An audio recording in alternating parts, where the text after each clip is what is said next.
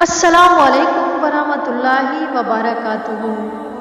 میرے تمام اسلامی بہنوں اور بھائیوں، آج پھر آپ کی خدمت میں ایک نئے ویڈیو کے ساتھ ایک نئے انداز کے ساتھ حاضر ہوں۔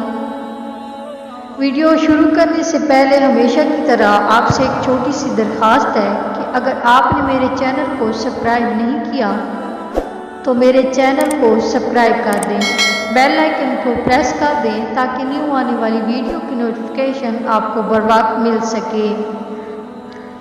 آپ نے اکثر مشاہدہ کیا ہوگا کہ پرندوں میں کوا ہمیشہ ڈرا ہوا رہتا ہے۔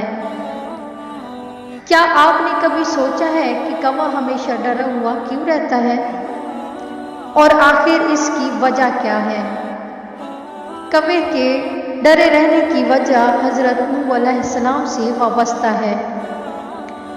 حضرت نوح علیہ السلام کی کشتی طوفان کے تپیڑوں میں 6 ماہ تک چکر لگاتی رہی، یہاں تک کہ خانہ کعبہ کے پاس سے گزری اور خانہ کعبہ کا 7 چکر لگا کر طواف کیا، اور پھر اللہ کے حکم سے کشتی جودی پہاڑ پہ ٹھہر گئی جو عراق کے ایک شہر جزیرہ میں واقع ہے۔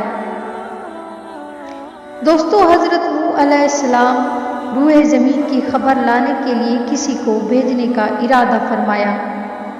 سب سے پہلے مرغی نے اپنا ارادہ پیش کیا کہ میں روئے زمین کی خبر لاؤں گی۔ حضرت نوح علیہ السلام مرغی کو پکڑ کر اس کے بازو پر مہر لگا کر کہا کہ تو کبھی بھی لمبی اڑان نہ اڑ سکے گی اور میری امت تم سے فائدہ اٹھائے گی۔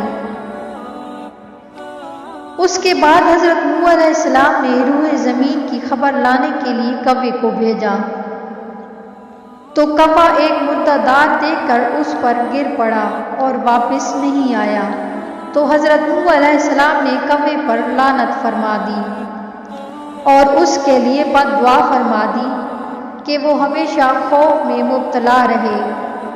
چنانچہ کوے کو حل و حرم میں کہیں بھی پناہ نہیں ہے، اور یہی وجہ ہے کہ حضرت نوح علیہ السلام کی بد دعا کی وجہ سے کوا ہمیشہ ڈرا ہوا رہتا ہے۔